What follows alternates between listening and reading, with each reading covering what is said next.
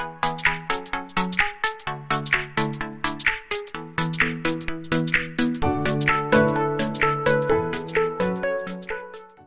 this is Cassie with MyCounselor.Online, and today I have one of our awesome therapists, September Trent, to meet with me about her article, A Parent's Guide to a Teen Daughter's Depression. So I know a lot of parents are going to appreciate your article so much, September. So thank you for the article, and thanks for making time to meet with me.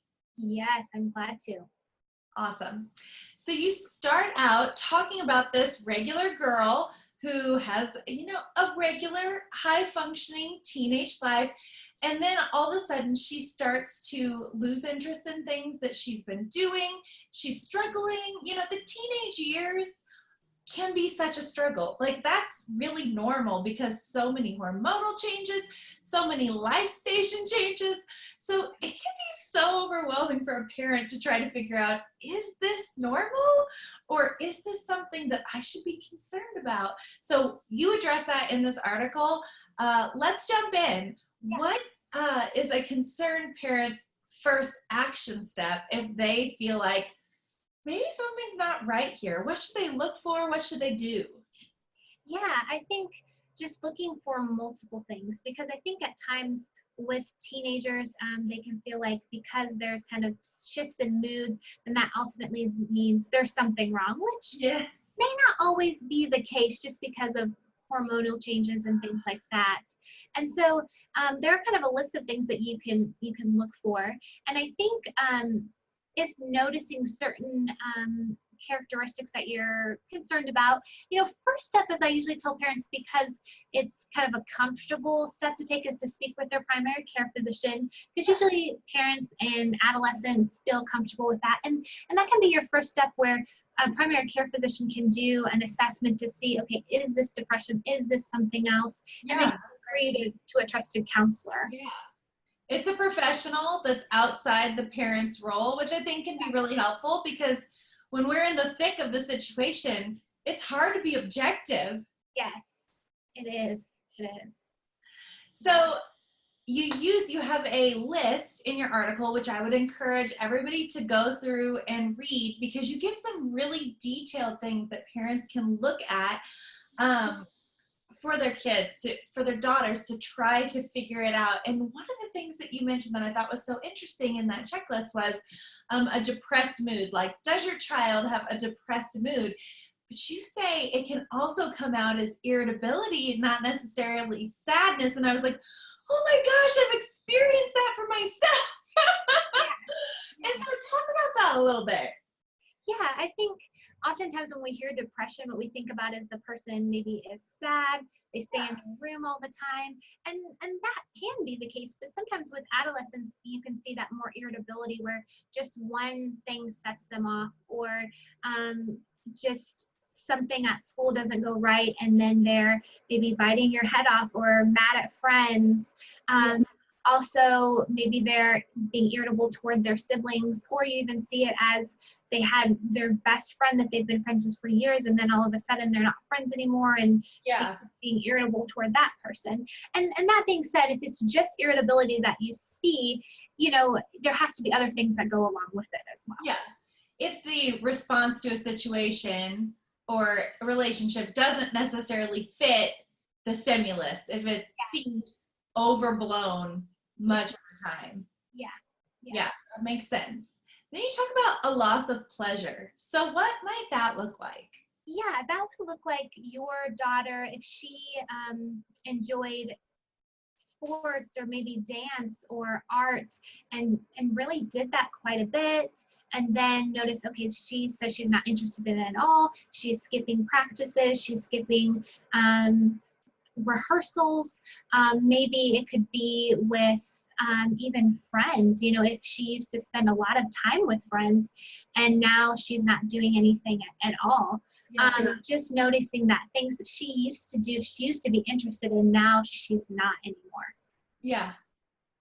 A loss of, you talk about the loss of motivation for something, often indicating a loss of pleasure in that thing, which I thought was really interesting and insightful. I hadn't really quite thought about it like that before. So let's talk teen sleeping, because it can definitely be an indicator of depression, but teenagers have a reputation. Their bodies are growing. So what is normal sleeping and what is a concerning amount of sleeping? Sure. Yeah, I mean, I think for teenagers that 8 to 10 hours is normal. And there may be times where you see them sleeping more than that because it's their sports season and they have kind of a lack of sleep, or they're just really tired, or maybe they went out and did something with friends, so you see that they're sleeping more. But if you see, in a 2-week period or even longer, that they're sleeping more than 10 hours, 12 hours more, or they're sleeping 10 hours at night and then taking a long nap during the day, that can be an indicator that, hey, maybe they are sleeping too much, or maybe they're avoiding things by sleeping. And then on the other hand, it could be where they're not sleeping at all. They're only sleeping a few hours at night. They're struggling to go to sleep, stay to sleep. And so that can also be an issue as well. Yeah. And I think we hear less about that side of it. Yes. But it makes sense if they're experiencing depression and they just can't quiet their mind or their bodies to be able to engage restfulness. Yeah. Right. You talk about, this is such an interesting article and an interesting list to me, because I was like, oh yeah, that makes sense. Oh, I never thought about it like that. But you talk about grades. Now we are often like, oh, well, their grades are slipping because they're lazy, because they're teenagers, and teenagers are lazy and they have a reputation for being lazy. They have a reputation for, but it could indicate depression if they can't focus, or they have a loss of energy, like they're sleeping, maybe 8 to 10 hours, like you said, but they just say, oh, I don't have the energy to do this. Talk about that. Yeah, definitely. When you see you have a student that maybe was making A's or B's, and then all of a sudden they're failing classes or getting C's, and maybe they're saying they're trying, or it could be on the other side too. They're just like, I really don't care anymore, when they had a lot of motivation and they really cared about their grades. So it's a really stark contrast between doing really well, wanting to do well, that being very important to them, and then it doesn't concern them as much. Yeah. I felt my heart go out to the teenagers that are experiencing depression, that are just getting categorized as lazy teenagers. I was like, no, it's okay. There's hope for you. Like, reach out. So I think as parents, that's such a challenge to try to figure out on our own. It's so helpful to have outside voices, to have outside friends, and even professional counseling and doctors to come alongside us, because this is a challenging journey. Is it our responsibility as parents to have all the answers for our kids? What do our kids need from us in this season? Yeah, they definitely don't need you to know everything. They need you to be there for them. They need you to listen to them. They need you to support them in just being a good parent, where that's letting them know that they matter to you. You want to know what's going on in their life. And if something's wrong, you will find the answers out for them. You will find someone that's going to be able to help them. And I think that with seeking professional help, as a parent, like you already said, we may have a tendency to believe, okay, since they're acting different, than something really, there must be something wrong. Okay. But doesn't necessarily mean that it is depression or mental illness. And so that's why it is so important that as a parent, seeking that outside source to make sure that's what it is. And for you as a parent, communicating to your son, your daughter, that no matter what happens, you love them, you care about them, you are going to help them through this. You're going to be there to support them through whatever type of treatment or help that they need.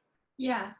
I think as a parent, it can be, first of all, we feel the pressure to have all the answers, and we can't be professionals at everything. We can be professionals at loving our kids and coming alongside them. Yes. But it's not feasible for most of us to be professional counselors or pediatricians, or we have other things that God's called us to, that we have been trained in, that we have, put our time into. So thankfully he's provided others to do that, to come alongside us and help us on the journey. It takes a village, right?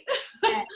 And Yes. also that made me just think of how sometimes as a parent, when your kids seem to connect with other kids' parents, Mm-hmm. or coaches or teachers, we can take it as hurtful. Yeah. And it can be sad to us. But I just want to encourage parents, like, if they're a good person, if they're the kind of role model that you would hope for your children, encourage that relationship, because the more people that are on our kids' teams, so to speak, in whatever way, that's so helpful for us and for them. And ultimately, we want their good, not our pride in how great of a parent we have been. Yes. So that just came to me. I just thought I'd throw that in there. If you have a lot of different adults that you trust, respect, and know are good role models, Yes.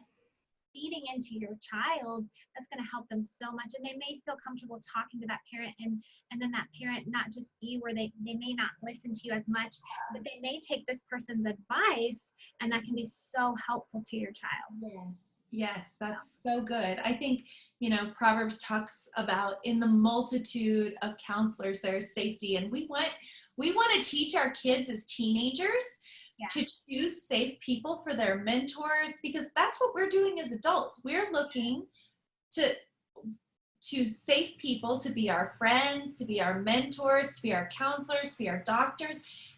And we want to teach them, come alongside them if they'll let us, and, help them. Yeah, I think it'd be great if you went and talked to that person. They probably have a lot of wise things to say, teaching them that skill and that benefit of the relationships and the friendships that we require to be healthy, functioning adults. Yes. We don't want it to just be their peers, that's for sure. Right. Yes. Yes. So I think that we cannot get out of a depression article without addressing the very heavy and highly emotional topic of suicide. Yeah. That is such a scary word, and things that our kids can say can be pretty terrifying. Yeah. So I kind of want to talk about the spectrum of those types of statements, because there's a very big difference between, sometimes I feel like people would be better off without me, and I have a plan, and this is how I'm going to take my life. Yeah. So let's start with the child who says, I feel worthless. I feel like I make no valuable contribution to the world, and sometimes I think about the world would be better off without me. What are you going to say to a parent? What would be your recommendation to that parent who is engaging a child who's saying those sorts of things? A child, a teenager, a near adult. Yes. Yeah, I would recommend at that point would be a good point to go and have the child seek counseling, just because at that point in time, it sounds like at least they haven't communicated a plan for suicide, but the fact that they're thinking about that the world wouldn't care if they were there, they're feeling worthless, that's a very good time to start the counseling process, to be able to help them through those emotions, to process through them so that it doesn't develop into something more. And as a parent at that point in time, it would be very helpful to ask your daughter, hey, have you thought about more than that, or have you thought about ending your life, or what do you mean by that? And just asking specific questions, because by asking specific questions, you're not going to put that into their mind. If they've thought about it, they've already thought about it, and you need to get the information so that you know what steps you need to take next. Now, if you talk to them and you're concerned that, okay, she may end her life, or I'm just really concerned about that, then seek emergency services. Take them to the emergency room, call 911. If you ever have an indication that, okay, they may go through with this, then you need to seek medical attention as soon as possible. Yes, that's so helpful, because when our children say anything on that spectrum, it can be terrifying. And we feel completely out of control and out of our breadth and depth of knowledge. And so it's always better to take the highest precaution. And I love what you said. You're not going to be planting those seeds in your child's mind or heart. If they have thought about it, then that's what's there. And if they haven't, you saying that isn't going to make them think about it. No. I mean, in this society, in this world today, there's sadly, unfortunately, much talk about suicide, especially among teenagers, but also among adults. And so they've heard about it. They know what it is. If that is already in there and they're thinking towards that, you asking only serves the purpose of you acquiring more information to help them and to be on their side, to come alongside them, because it is such a challenging, being a teenager is challenging to begin with, but especially when you're dealing with depression, things that are out of your control in so many ways. Yeah. And let's talk about medication. Like, I think it, in a lot of ways, it stems back to have your child checked out by the pediatrician. But like therapy, medication, both, which first? Yeah. As I said in the article, research shows that for depression, medication and therapy in combination can be most helpful. But that doesn't necessarily mean that you have to start with medication. Whenever I see adolescents, usually parents, they feel most comfortable with starting with therapy. And I think that's a great option. So going to your primary care physician, seeing what their recommendations are, starting therapy.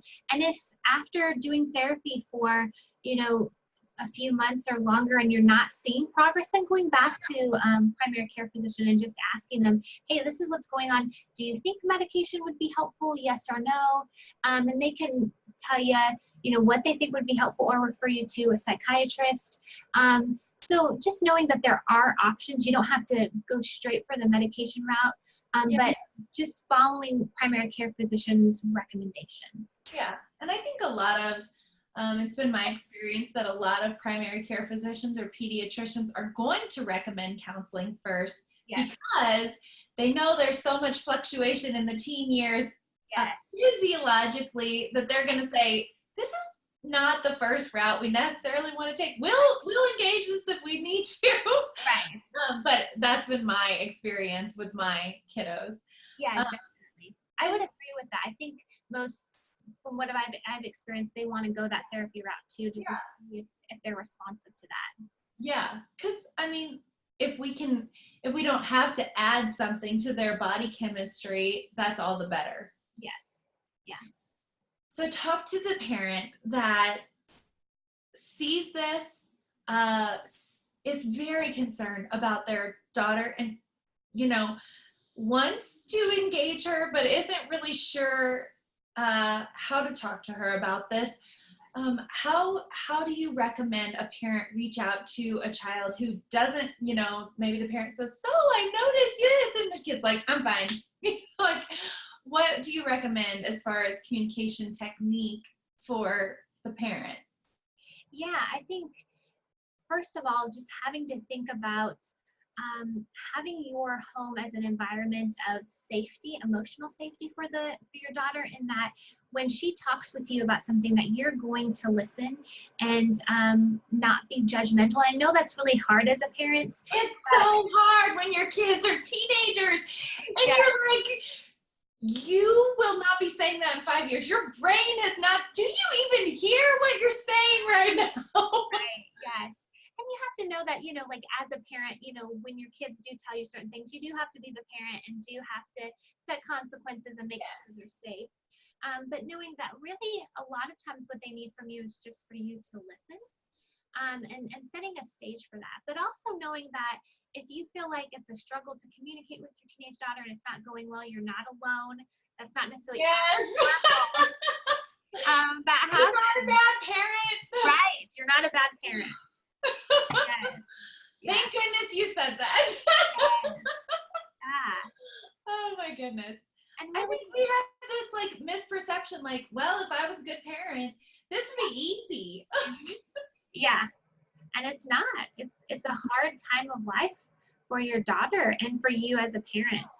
And just, accepting that and just really trying to, let your daughter know that you love and care about her, communicating that, but just doing that through other means too, making sure you're spending time with your daughter. And I think having that relationship is going to make it easier for her to open up and talk to you about things.